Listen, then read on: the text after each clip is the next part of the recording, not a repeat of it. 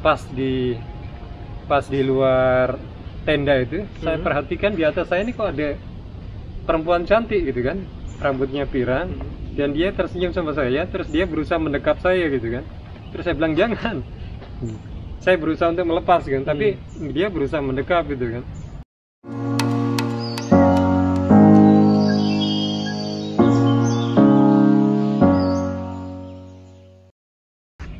Terus Pak Rudi, pengalaman kalau bisa dibilang itu pengalaman mistisnya apa Pak Rudi saat Anda di dalam hutan bersama teman-teman itu saat penelitian berapa tahun? 9 tahun ya?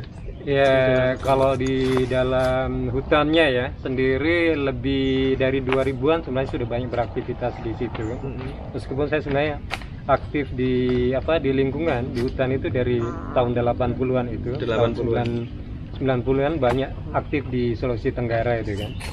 Nah, kalau untuk yang kegiatan yang terkait dengan aspek mungkin melihat hal-hal yang atau bertemu dengan hal-hal yang itu, saya pikir itu adalah bagian dari memang di hutan itu kan ada penghuninya gitu. Jadi ada yang memang dapat terlihat langsung, tapi ada juga yang tidak terlihat langsung. Mungkin yang paling saya jadi teringat itu waktu saya di kawasan hutan di daerah Moramu. Moramu itu adalah kawasan hutan Taman Suaka Margasatwanya Anoa. Di situ namanya Tanjung Peropa. Situ pernah kita masuk bersama teman-teman pecinta alam, dan kebetulan masuk di situ udah sekitar 2 hari. Kita terjebak dengan tempat yang agak sulit untuk ditembus itu kan, untuk masuk ke air terjun yang namanya air terjun Moramu yang terkenal di sana. Tapi kita masuknya bukan dari jalur umum, kita masuk dari kawasan yang memang hutan rapat itu kan, dari desa sebelah. Jadi kita sudah masuk ke situ, kemudian ada salah seorang teman itu yang mendapati tengkorak anoa gitu kan. Tengkorak anoa. Nah, dan dia situ dia senang sekali, dia teriak-teriak gitu. Dia bilang, "Wah, Pak, saya dapat tengkorak ini. Tengkorak apa ini ya?" Dia bilang, "Oh, itu anoa itu." Cek up. Itu anoa itu. Cek dari. Terus? Nah, kemudian kita bilang, "Oh, iya betul itu anoa." Nah, kebetulan yang penunjuk jalannya adalah mantan kepala desa, jadi orang tua di situ bilang, "Jangan teriak-teriak di sini karena di sini juga banyak penduduknya gitu kan." Tapi kita juga agak bingung juga apa yang dimaksud dengan banyak penduduknya gitu. Tapi setelah kemudian melewati kawasan situ, kita diberitahu bahwa di situ tuh banyak kampung orang-orang yang tidak terlihat gitu kan. Mungkin yang dimaksud adalah jin itu. Nah, di situ kemudian kita setelah mendapatkan tengkorak itu, kita malah berputar-putar hanya di satu titik, dan kompas yang kita gunakan itu dia hanya berputar-putar gitu. Berarti sampai kompas juga terpengaruh baru dia. Kompas aja itu kayak dia masuk di medan magnet yang besar, yang jadi besar utaranya gitu. Tetap di biasanya kan utara itu kan biasanya jarum northnya itu kan ada di titik gini ya kan, tinggal kalau kita putar. Nah ini tidak, dia berputar terus itu kan di kawasan itu. Kemudian kepala desa itu mengambil inisiatif, kita berhenti dulu. Berarti itu saat itu juga sama kepala desa juga? Iya, sama kepala desa yang kita minta tolong untuk menjadi penunjuk jalan, karena beliau cerita bahwa dulu waktu Jepang ada jalur yang pernah dirintis untuk kemudian masuk ke kawasan air terjun itu, ke desa sebelah itu. Nah, makanya kita minta petunjuk beliau mana itu jalur yang pernah dirintis waktu zaman Jepang itu kan oleh masyarakat itu. Nah, kami mencoba melalui itu, tapi ternyata sudah tertutup rapat nih, karena memang selangnya cukup lama kan. Dari tahun 40-an sampai kemudian di sekitar tahun 80-an lebih gitu, hampir 90-an gitu. Setelah kemudian kita terjebak. Nah, kemudian beliau ngambil inisiatif yaitu batangnya rotan itu dia ambil, kemudian dia lengkungkan gitu, terus kita disuruh masuk semuanya di situ.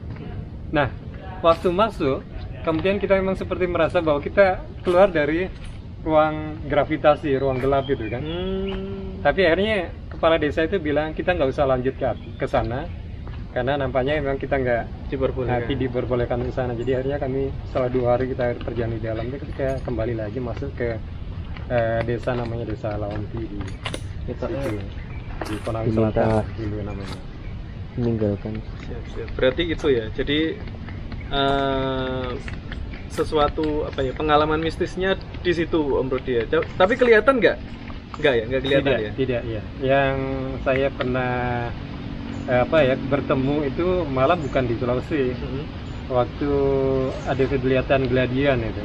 Jadi gladian itu adalah pertemuan pecinta alam seluruh Indonesia yang dilakukan di kawasan Tanggupan Perahu, situ Lembang namanya. Dari situ saya memang pernah bertemu, tapi dengan noni Belanda, namanya Linda itu. Ya memang cukup. Sempat berkomunikasi juga? Iya, nggak berkomunikasi lama, tapi dia melihat saya dan saya juga melihat dia. Ya, mungkin saya bisa cerita waktu itu ya. Jadi kegiatannya adalah kegiatan yang sifatnya pertemuan untuk berbagi ilmu ya di kalangan teman-teman pecinta alam. Nah, di satu titik di dekat danau itu, masuk di hutan, itu ada satu lembah namanya Situ Lembang. Nah, saya tanya sama instruktur, kebetulan teman-teman dari Wanadri ya, yang jadi instrukturnya. Saya tanya, Kang, ini Situ Lembang ini pasti punya sejarah ini. Apa sih makna dari nama Situ Linda? Legok Linda. Jadi bukan Situ Linda, tapi Legok Linda itu. Kalau Legok itu lembah. Terus lindanya itu apa? Tapi dia nggak langsung jawab secara ya, karena dia nampaknya agak ragu gitu kan. Iya, ragu. Ya Legok itu, ya Linda itu cuma sekedar nama gitu. Oh, gitu ya. Tapi mestinya harus ada itu maknanya. Kemudian gitu. Setelah itu kita buka camp gitu kan. Nah, waktu malam teman-teman juga lagi evaluasi kegiatan hari itu.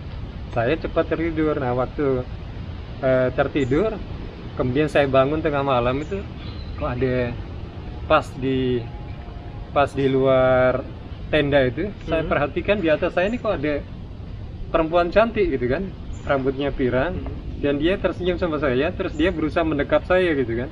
Terus saya bilang jangan. Saya berusaha untuk melepas kan, tapi dia berusaha mendekap gitu kan. Nah, waktu dia berusaha mendekap, kemudian saya balik gitu kan. Terus saya pikir-pikir itu siapa ya yang di luar itu tadi, karena saya ingat saya tidak ada peserta gladian yang orang bule gitu kan, orang dari luar negeri itu gitu kan. Terus saya pikir mungkin ini yang dibilang sama teman itu namanya Linda kan. Nah, terus waktu saya sebut itu, kemudian saya lihat lagi, ya sudah menghilang gitu kan. Nah, terus saya besoknya paginya terus saya sempat tanya ke teman yang jadi instruktur, kalau nggak salah namanya Kang Dedi, Bang Asep. Saya tanya, Kang Asep, tadi malam saya ceritain gini. Wah, ya itu yang kamu tanyakan. Kamu kenal sendiri dengan Lindanya. Nah, setelah saya ketemu di malam-malam berikutnya, waktu kita brief itu Lindanya malah nemui panitia gitu kan. Nemuin panitia? Iya, panitianya. Jadi dia muncul di sekitar Api Unggun untuk tapi teman-teman yang dari panitia kan umumnya sudah tahu karena kan kawasan situ adalah kawasan latihan gitu kan. Karena tidak jauh dari situ itu memang ada baraknya tentara untuk latihan khusus itu. Jadi ada kalau Kopassus atau Angkatan Darat ya, latihan navigasi atau latihan perang-perangan, nggak jauh dari situ memang ada lokasi. Nah, kemudian saya tanyakan lagi, Linda itu sebenarnya siapa sih kan? Terus dia baru cerita, kan kamu sudah kenal kan? Sudah ketemu kan? Sudah ketemu. Iya. Itu ceritanya dulu, memang kawasan sini waktu zaman Belanda itu adalah kawasan perkebunan itu kan.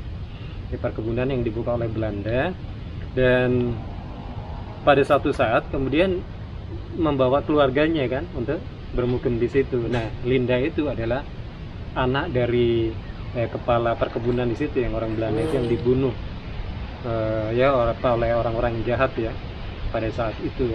Dan ya nampaknya menurut konon ceritanya ya itulah sosok itulah yang namanya Linda yang masih ada di sekitar kawasan perkebunan. Danaunya diberi nama Linda juga ya?